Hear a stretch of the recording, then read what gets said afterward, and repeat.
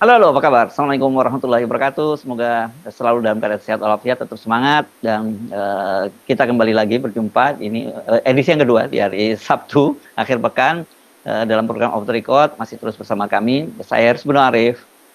Dan saya Gita senang sekali menjumpai Anda kembali. Gimana cuaca di tempat Mas Herku saat ini? Cuacanya tergantung Anda mau ngomong cuaca politik atau cuacanya cerah, tapi cuaca politik saya kira banyak sekali yang mendung. Kenapa? Karena saya itu banyak sekali di chat, bahkan di telepon dari saya mungkin orang menganggap saya berlebihan hiperbola bukan hanya dari seluruh Indonesia tapi dari seluruh dunia gitu kan. Karena banyak sekali pejabat-pejabat di berbagai belahan dunia ya, kita sebut di Eropa, di Amerika, di Australia, di Timur Tengah gitu yang masih mereka tidak puas gitu membaca berita-berita, pengen tahu apa sih story-nya, apa yang benar terjadi. Ini berkaitan dengan koalisi perubahan yang kelihatannya dengan bergabungnya PKS ke koalisi Indonesia Maju itu jadi benar-benar akan terjadi yang orang sebut sebagai ada yang nyebutnya partainya diborong atau ada nyebut kartel politik yang tidak memungkinkan untuk Anies maju gitu Mbak Agi. Ya, jadi saya jawabnya secara bercanda Mbak Agi. Soalnya sejak awal salah sih nama koalisi perubahan itu kan gitu. Loh, kenapa salah? Ya ini betul-betul mereka memang berubah, jadi terus berubah. Berarti betul-betul berubah dari dukung Anies, mereka dukung Prabowo. Ini Jadi jawaban konsep saya tidak berubah gitu memuaskan. ya. Ya gitu.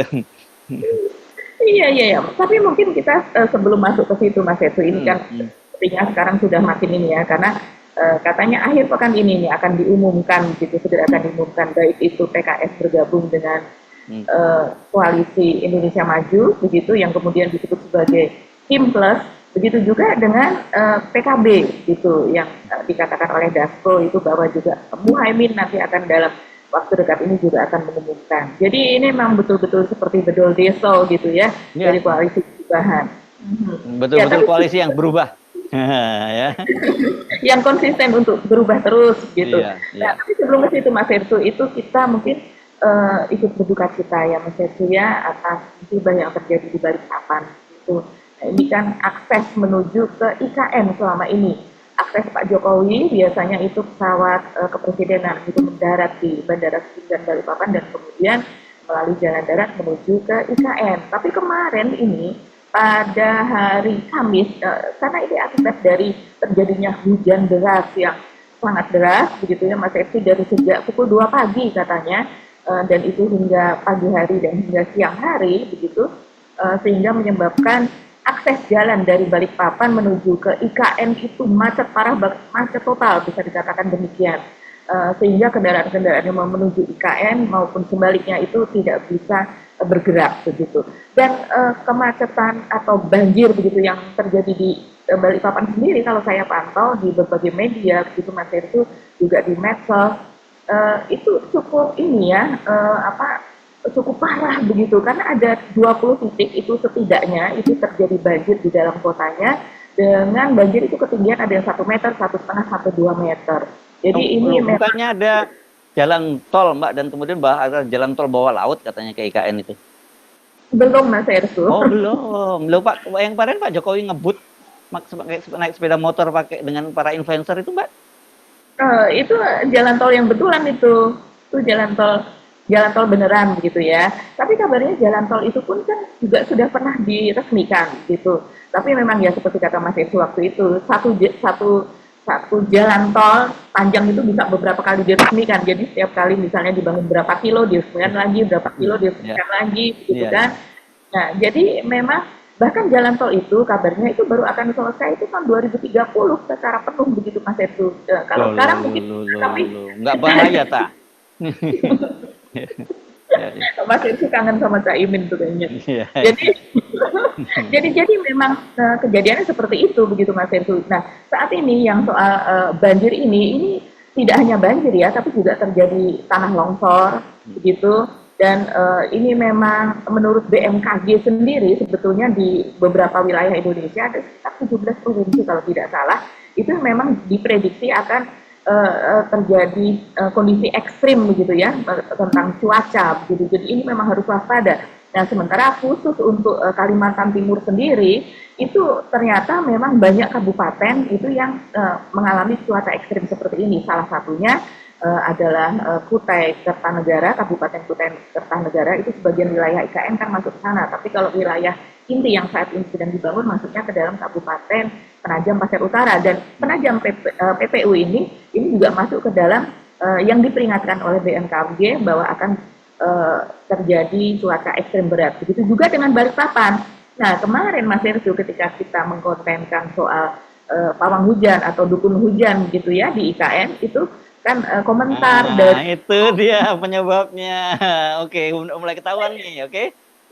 iya, apa komentar dari pemirsa off the record juga mengatakan pantesan di balik papan hujan terus gitu. Matahari cuma ngintip sebentar kemudian hujan, dan hujannya sangat deras sekali. Jadi rupanya apa awannya itu digesernya atau diusirnya ke sini begitu ya. Tapi kalau melihat dari BMKG sendiri ternyata memang eh, di luar dari rekayasa pawang tadi begitu ya Mas Ersu, itu ternyata memang Balikpapan maupun Penajam Pasir Utara sendiri sekarang ini memang di bawah kondisi tersebut begitu. Jadi kalau seandainya Balikpapan memang tanpa dengan ada awan hujan yang digerakkan ke sana pun itu sudah kondisinya cuaca ekstrim begitu. Nah, apalagi dengan ditambah itu. Ya, ya.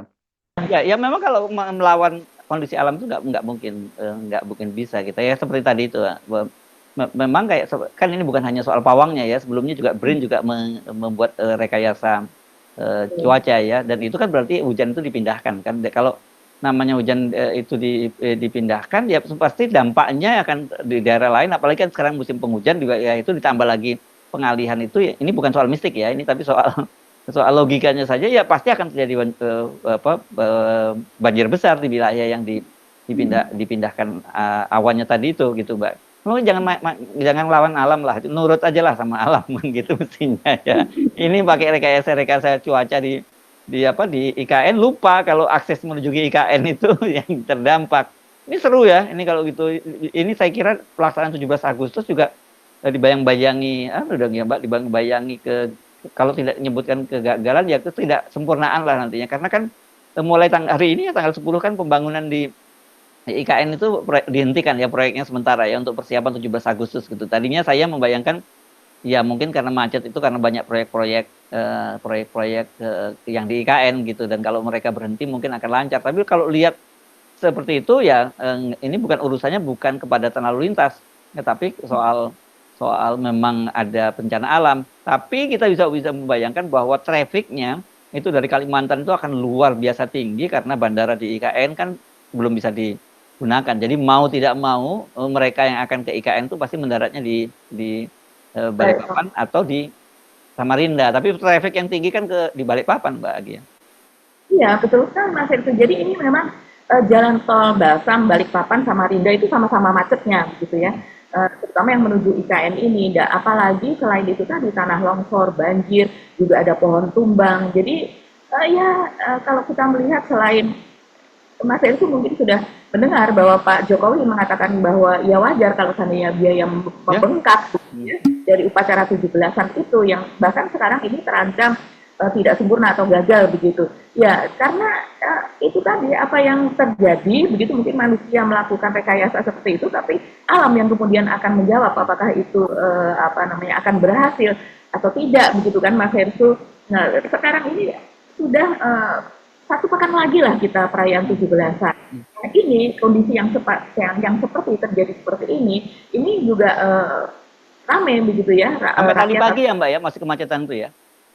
Masih karena ya memang kondisi di sana juga seperti berlumpur apa dan sebagainya, itu kan membutuhkan biaya yang besar juga Mas itu untuk segera bila terjadi bencana, kemudian belum tentu sehari kemudian itu sudah langsung normal kembali begitu, dan tentunya ya itu mengerahkan banyak pihak, membutuhkan biaya juga dan sebagainya begitu. Ini memang kalau kondisi masih tetap seperti ini ya memang 17-an di sana itu kita tamu-tamu yang datang pagi hari misalnya dari Balikpapan kan mereka berbondong-bondong menuju ke IKN begitu, kecuali yang memang sudah menginap di Balikpapan, dan menginap di Balikpapan pun mereka akses menuju IKN lewat tolnya. Kalau seandainya terjadi lagi hujan deras seperti ini ya akan terjadi seperti itu juga. Oke. Baik, Mbak Agi. Jadi Anda tetap mau ikut upacara 17 Agustus atau di IKN atau di mana, Mbak Agi? Oh, Anda nggak boleh lah ya, Anda nggak termasuk yang terdaftar ya. Iya, undangannya belum ada nih Mas Ersu, tapi saya akan upacara di RT saja lah. Oke. Ini perlombaan soalnya. Yes. Baik, kita pindah ke topik koalisi perubahan yang betul-betul berubah gitu, Mbak Agi. Ya, ya.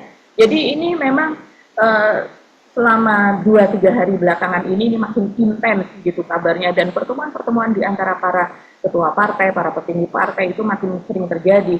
Dan sejak satu hari yang lalu ini ramai sekali ya beritanya Mas itu, seperti misalnya kalau dari Gerindra begitu, ketua harian DPP Gerindra seperti Sufmi Dasko itu dia memastikan bahwa PKB itu akan bergabung dengan Kim begitu. Dan akan mendukung pemerintahan Prabowo. Dan ini tidak hanya Sufmi Dasko saja mengatakan demikian, tapi sekjen dari Gerindra, yaitu Ahmad Muzani kalau tidak salah, ya, dia juga mengatakan demikian begitu. Jadi nanti menunggu saja, nanti Pak Muhaimin yang akan mengumumkan demikian katanya. Nah ini memang kita tahu bahwa sudah ada pertemuan kan antara Prabowo dengan Cak Imin begitu ya, dan ini Cak Imin yang pergi ke kediaman Prabowo, meskipun dalam rangka mengantar undangan untuk muktamar yang akan dilangsungkan bulan depan, tapi kita tahu mereka mengakui bahwa ada pembicaraan soal pilkada Jakarta.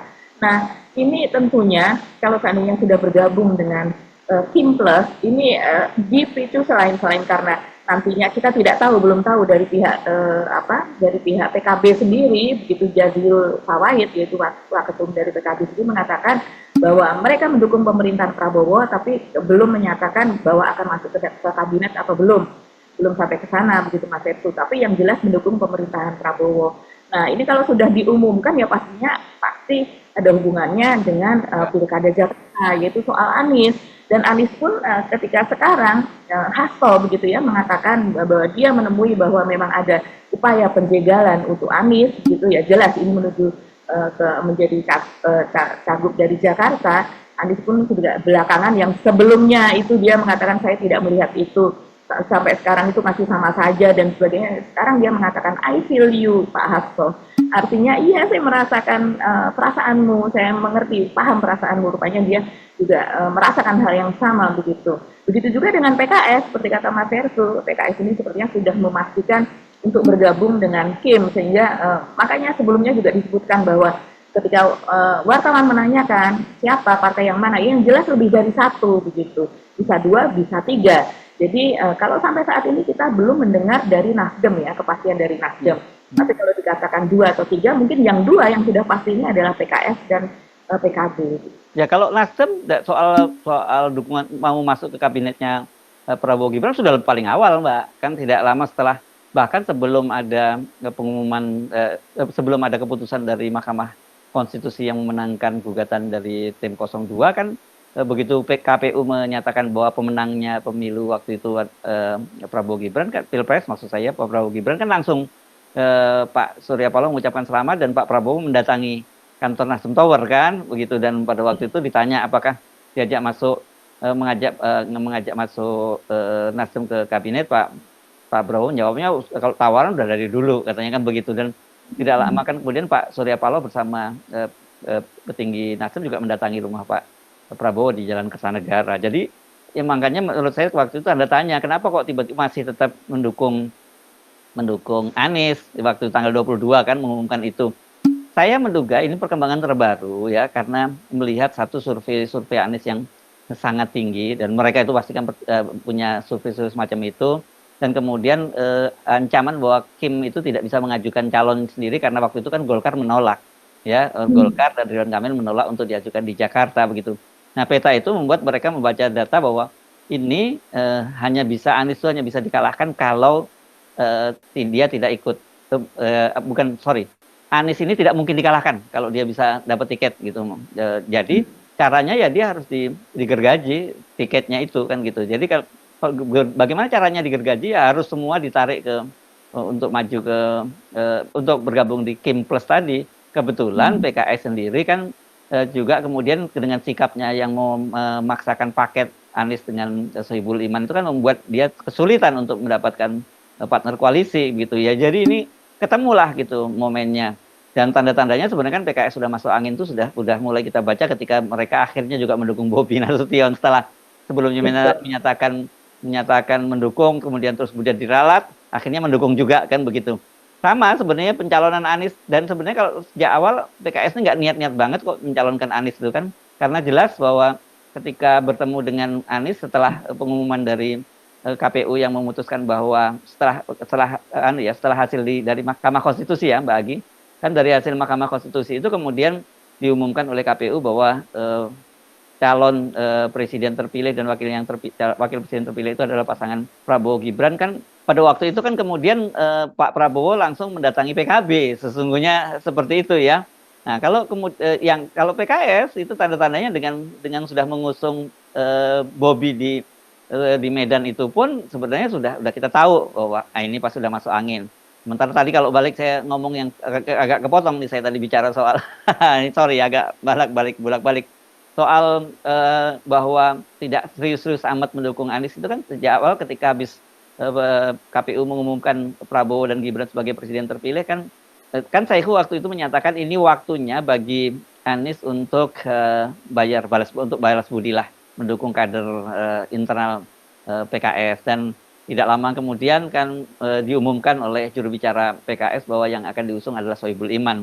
Ketika geger, banyak publik marah, dan kemudian tiba-tiba Saihu menyatakan bahwa mereka memutuskan untuk mengusung Anies berpasangan dengan Sohibul Iman. Tapi ini juga nggak formal-formal banget ngomonginnya, karena dia menyampaikan pidato di sekolah pimpinan partai gitu. Jadi terkesan sambil lalu, bukan lewat jumpa pers resmi, karena ini kan sebenarnya keputusan penting. Jadi, dari situ aja kita sebenarnya mulai melihat, iya sebenarnya ini PKS ini sebenarnya pengen maju sendiri, tapi dia tahu bahwa pendukungnya Anies itu sangat gede dan itu bahaya buat mereka, kan begitu. Nah, karena itulah kemudian mereka memberikan deadline pada Anies dan mengunci Anies harus, kalau mau diusung oleh PKS ya harus berpasangan dengan Sohibul Iman. Ini kan sebenarnya membuat kesulitan dari Anies karena PKB langsung menolak begitu Sohibul Iman, seperti dikatakan oleh Jazil Fawaid, Wakil Ketua Umum Partai Kebangkitan Bangsa, kalau selevel Sohibul Iman banyak di PKB, dan bahasa lain jangan lu aja, gue juga bisa ngajuin calon, kira-kira gitulah yang terjadi dinamikanya Mbak Agi. Kalau sekarang kemudian tiba-tiba mereka gabung dengan Koalisi Indonesia Maju Plus, ya apa dong namanya sekarang itu? Iya ya, kalau saya melihat memang soal Nasdem itu memang ada faksi ya Mas Setsu, karena mungkin faktor kedekatan secara pribadi selama Pilpres selama berbulan-bulan, banyak dari bahkan mundur sebelumnya Mbak, kan jangan lupa Anies adalah deklarator ini ormasnya ini, ormas Nasdem ya. Ya, kalau soal deklarator memang banyak ya, Ahok juga deklarator begitu kan. Tapi ya memang selama mungkin kedekatan itu yang terakhir itu terjalin pada saat Pilpres kemarin. Karena kalau saya lihat itu beberapa dari Nasdem gitu ya, termasuk soal misalnya sekjen dari Nasdem apa itu cukup dekat dengan Anies. Dan belakangan baru 2 hari yang lalu juga itu Gus Coy itu sudah melihat, jelas dia melihat seperti ini bahwa Nasdem nada-nadanya itu akan masuk ke Kim Plus gitu. Effendi Khoiri maksudnya ya? Iya. Oh oke ya. Oke. Dari Nasdem ya, Effendi Khoiri itu dia mengatakan, tapi setidaknya begitu tetap konsisten untuk mendukung Anies di Jakarta. Jadi memang sama seperti di PKS gitu. Nah, kalau kita melihat seperti misalnya Mardhani Alisera gitu kan, dia suaranya Anies dan konsisten gitu ya untuk Jakarta. Tapi beberapa faksi yang lain, jadi memang ada 2 faksi, dan ini tentunya sangat-sangat disadari oleh Kim begitu kan, sehingga yang didekati adalah faksi-faksi yang tidak terlalu mendukung Anies. Begitu juga di PKS, yang satu ingin bergabung ke Prabowo begitu ya, sahabat lamanya karena sudah sebelum-sebelumnya Prabowo maju, PKS selalu mendampingi Prabowo, dan sementara yang satu lagi ingin tetap konsisten mendukung Anies. Kenapa? Karena ya PKS walau bagaimanapun mendapatkan kotel efek dari Anies, dan kenyataan bahwa di Jakarta Anies itu suaranya sangat tinggi begitu. Jadi mereka tidak mau dicap sebagai pengkhianat. Makanya kemarin itu beredar yang tulisan tanpa nama begitu Mas Setsu, itu luas sekali gitu, viral itu ada di WA, ada di Facebook apa saya lihat gitu. Tapi jelas yang menulis itu orang PKS. Tapi di situ dia menjabarkan kenapa PKS harus meninggalkan Anies karena sebetulnya Anies sendiri yang salah kan, karena dia tidak berhasil untuk mendapatkan 4 kursi untuk memenuhi syarat 22 kursi tersebut karena kursi PKS hanya 18. Dan kemudian di situ dinarasikan bahwa bahkan Saiku itu ketika itu menjenguk Anies karena Anies ketika pengumuman oleh PKS itu Anies sedang berada di luar negeri begitu ya, sehingga dia terlihat dia ada di Barcelona atau di Madrid ketika itu ada di Spanyol, dan dia dengan apa di dalam kendaraan transportasi umum dia menjawab itu, melakukan rekaman terima kasih sudah diusung oleh PKS gitu. Tapi katanya sesudah kembali ke Jakarta sempat sakit 2 hari begitu, dan sesudahnya Saiku yaitu presiden PKS itu menjenguk ke rumah Anies, tapi Anies ini tidak ada istilahnya maksud baik begitu ya untuk datang ke DPP PKS atau bersilaturahmi, dan bahkan kalau dihubungi itu juga susah begitu, dan tidak ada, bahkan selama beberapa periode waktu begitu ya, itu dia tidak menghubungi pihak PKS, begitu juga diklaim dia tidak menghubungi Sohibul Iman, ya banyaklah alasan begitu. Ini justifikasi lah ya, justifikasi terhadap keputusan itu ya. Benar-benar, jadi seperti jawaban kenapa PKS meninggalkan Anies, karena memang ramai betul Mas Ertu, Ya. itu suara netizen yang kecewa, bahkan saya lihat gitu, saya ada WA gitu, saya punya banyak grup WA dan ada grup WA yang di situ ada teman-teman PKS, mereka yang tadinya begitu ya sering kali posting memberikan pendapat, saat ini diam gitu. Saya juga kasihan, ini sepertinya pukulan betul gitu ya bagi mereka melihat kenyataan.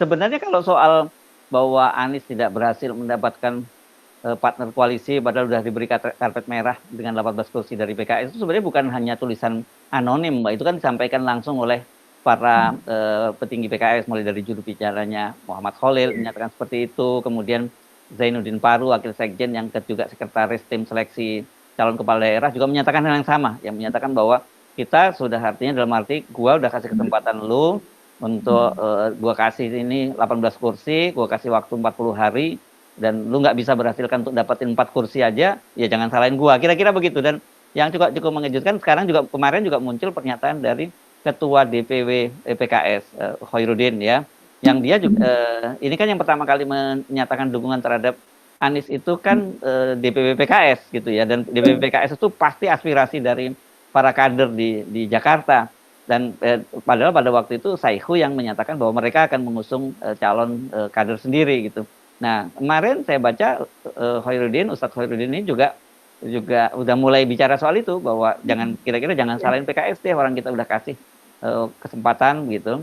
Dan ini kan padahal kemudian saya juga baca komentar-komentar, loh jangan sombong banget PKS bahwa 18 kursi itu bukan karena kerja keras PKS sendirian, tapi ada yang namanya kotel efek karena mengusung Anies. Saya kira, nah ini menarik karena kemudian ini kan baru perang netizen ya Mbak, perang antar netizen. Tapi kemudian tadi malam itu ada acara talkshow yang itu rutin sebenarnya setiap Jumat malam di channelnya Mardhani Alisera, dan kadang-kadang saya lihat sering juga ditayangkan di PKS TV. Itu yang narasumber tetapnya itu Bung Rocky Gerung, biasanya begitu. Nah kemarin itu saya lihat flyernya itu ada Rocky Gerung, ada Henry Satrio, terus kemudian ada satu ini dari lembaga riset dan konsulting algoritma, ini namanya Mas Fajar Nur Sahid gitu, yang dia membabarkan data-data yang datanya sangat menarik. Sayangnya tadi malam Bung Rocky tidak bisa hadir karena sedang ada di Paris gitu ya. Nanti saya akan tanya pada dia analisis bacaan dia tentang hasil survei itu. Hasil surveinya intinya begini. Dia memperkirakan bahwa data itu menunjukkan pendukung siapa sih pemilih PKS itu. Satu, diehard Anies, yang kedua anti politik dinasti. Kan begitu. Jadi kalau kemudian nantinya itu PKS itu meninggalkan Anies, dan kemudian apalagi kemudian mendukung politik dinastinya Jokowi, ya mereka itu kan disebutnya, kalau bahasanya bukan ditinggalkan, akan ada arus balik dari mereka ini, ya intinya sebenarnya akan meninggalkan PKS. Itu yang harus dihitung-hitung katanya. Dan cukup menarik analoginya, karena ini kan kalau kita menganalogikan pelari jarak jauh, PKS ini kan selama ini sudah jadi pelari jarak jauh, dan dan harus menghitungnya jarak jauh itu nanti pada pilkada dan pilpres 2029 kan Mbak, pilek dan pilpres 2029 kata dia. Nah kalau gara-gara sekarang ini dia ingin mengambil kesempatan pada jarak pendek, karena pilkada itu disebut jarak pendek, mampir minum dulu bersama kongko-kongko dengan Kim plus kira-kira gitulah maksudnya. Ya mesti kalkulasi ulang bagaimana nanti masa depannya PKS. Itu yang terjadi, saya kira itu yang membuat kemarin mungkin PKS juga mengkalkulasi ulang itu lewat rapat majelis suro, walaupun saya dengar sebenarnya sudah final ya, karena ini perlu dicek ya, dan perlu kalau Anda datanya nggak valid, Anda bantah nih ya teman-teman di PKS. Saya mendengar bahwa sebenarnya diam-diam sudah terjadi pertemuan antara Ketua Majelis Suro Habib Salim Segaf dengan Pak Prabowo gitu.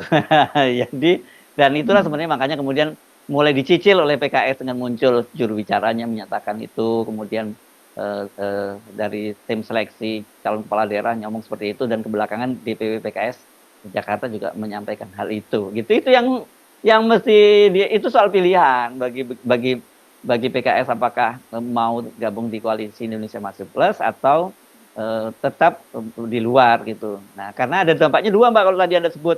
Hasto itu kan ngomong dia bahwa dengar dia dijegal, Anies dijegal, itu artinya kan sebenarnya sama juga, gue juga dijegal ini, karena dengan koalisi perubahan semua gabung di koalisi Indonesia Maju, kan berarti Hasto juga akan punya partner, PDIP nggak punya partner. Jadi dua-duanya ini yang zong ini nantinya Anies dan juga PDIP gitu. Iya, iya. Ya, saat ini ada satu lagi partai, Mas Etu, yaitu Partai Rakyat ya. Dengan perilaku yang seperti ini, saya rasa Partai Rakyat ini akan bangkit gitu ya. Mereka, apalagi ini kalau udah terdaftar di Kumham belum nih Partai Rakyat? Belum. belum. Ini Partai Rakyat ini kalau saya lihat tidak hanya rakyat Jakarta saja, yang ramai betul di luar Jakarta pun juga ramai menyoroti masalah pilkada di Jakarta ini, Mas Ersu. Dan yang menarik adalah pernyataan dari Erlangga Hartarto, yaitu Ketua Umum Golkar, yang menyatakan bahwa sudah ada bakal calon wakil gubernur dari Ridwan Kamil, yaitu sementara inisialnya F. Dia mengatakan demikian. Nah ini kan kemudian berspekulasi bahwa dukungan dari PKS itu kepada Bobi kemarin di Sumut yang begitu cukup mengagetkan, begitu akhirnya dia menyerang begitu saja. Ini adalah tukar tambah begitu, S ini adalah tukar tambah. Banyak berspekulasi bahwa Sohibul Iman atau Saifu ini yang akan naik gitu. Kalau banyak media hanya memberitakan sebatas itu, tapi saya lihat ada satu media yaitu Tempo yang kemudian menurut dia mendapatkan konfirmasi begitu Mas Ersu bahwa mendapatkan informasi begitu ya, bahwa anggota koalisi Indonesia Maju itu sebetulnya sudah menyepakati Ketua Majelis Pertimbangan Pusat PKS yaitu Suswono sebagai bakal cawagup dari Ridwan Kamil gitu. Suswono ini adalah saat ini posisinya sebagai Ketua Dewan Pertimbangan gitu ya di PKS, dan mantan Menteri Pertanian ini ya, mantan Menteri Pertanian dari di masa Pak SBY ya dulu ya Mas Ersu ya. Nah jadi ini kenapa ditunjuknya Suswono ini begitu, kabarnya ini adalah untuk sebagai jalan tengah lah dari dua faksi begitu yang ada di dalam PKS, yaitu yang menginginkan untuk bergabung dengan Kim dan menjadi bagian dari Kim Plus, dan yang sementara yang satu lagi masih ingin tetap bertahan dengan Anies. Nah ini kita melihat saja ini, karena kabarnya tidak lama lagi ini akan diumumkan sendiri oleh PKS juga. Ya kalau tidak hari ini besok lah kira-kira gitu ya Mbak Agi ya pengumumannya ya, karena 1-2 hari ya 1-2 hari ini. Nah ini memang sangat menarik ya, dan tadi kalau Anda menyebut kemungkinan PKS yang akan dapat kursi wakil gubernur ya, kalau saya sendiri menduga itu Kaisang sih. Jadi kalau kemarin disebutnya S itu siapa, Suswono, Sahroni, apa tuh kalau saya bilang itu sang pisang gitu. Tetapi ini ada apanya bacaan lainnya Mbak, yang maksud saya, kalau kenapa saya menyebut kemungkinan Gibran, dan ini ada implikasinya pada soal konfigurasi politik di Kim itu. Apakah kemudian Pak Jokowi itu masih sangat dominan, bisa mengatur semua kepentingan Kim, atau sekarang sebenarnya Pak Prabowo sudah mulai unjuk gigi lah katakanlah, ini urusan gua kan gitu. Ini kenapa saya menyebutkan seperti itu? Begini, satu, kalau yang di mana di Sumatera Utara itu kan tetap saja itu kepentingannya Pak Jokowi gitu ya. Nah, jadi kita bisa menduga bahwa ini Pak Jokowi masih cawe-cawe dan kuat pengaruhnya Pak Jokowi di Koalisi Indonesia Maju itu. Tetapi kalau kita lihat kemudian realitasnya bahwa Bobi itu yang pertama kali memberikan rekomendasi itu adalah Golkar, tapi kemudian ternyata dia bergabung dengan Partai Gerindra, ya ini kompromi itu antara Pak Jokowi dengan Bobi begitu Pak. Pak Prabowo akan bilang oke, nggak apa-apa itu bagian dari dinastinya Pak Jokowi, tapi kan dia kader Gerindra, jadi bisa diterima itu. Nah kalau di Jakarta, kalau kemudian akhirnya betul bahwa PKS mendapat wakil gubernur dan ini berarti PKS menang banyak karena nanti juga masuk di kabinet kan gitu. Ini kan satu juga pasti nggak nyaman partai-partai koalisi yang lebih dulu, terutama seperti Demokrat lah pasti yang lebih sebelah, dan PAN juga pasti nggak senang karena PAN akan tetap lebih ingin Kaisang yang menjadi wakil gubernurnya kan Mbak Agi. Kalau toh dia menyatakan bahwa Ya, sorry Mas Heru, kalau PAN itu masih Gita Anjani juga. ceritanya ya itu kan usaha namanya, tapi sebenarnya kalau Jita nggak bisa, dia lebih seneng kalau Kaisang ya yang jadi. Nah tetapi kalau kemudian ini ternyata betul-betul PKS yang diberikan, ini kan PKS ini bagaimanapun selama ini kan jadi apa ya, konsisten melawan Pak Jokowi kan begitu ya. Ini pasti akan satu PKS juga akan diuntungkan karena ternyata enggak kan gua nggak mendukung politik politik dinasti loh ya, karena gue ini gabungnya sama Prabowo bukan pada Pak Jokowi gitu.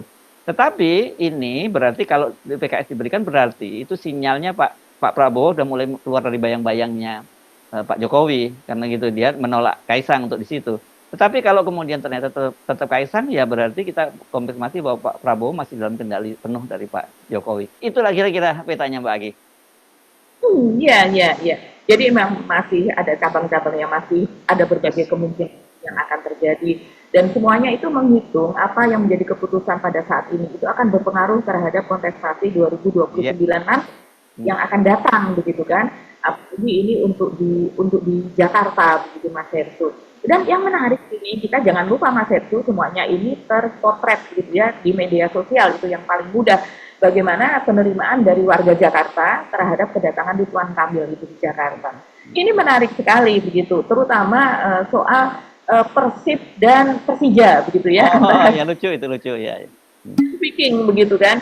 Ini sudah ramai Mas Setsu. Jadi apalagi salah satu yang banyak dikomentari itu adalah soal klaim dari Golkar gitu ya. Misalnya dari Doli Kurnia, gitu, Ahmad Doli Kurnia misalnya waktu itu Golkar dia mengatakan bahwa kita ingin bawa keberhasilan Ridwan Kamil di Jawa Barat itu ke Jakarta begitu. Ya ilah.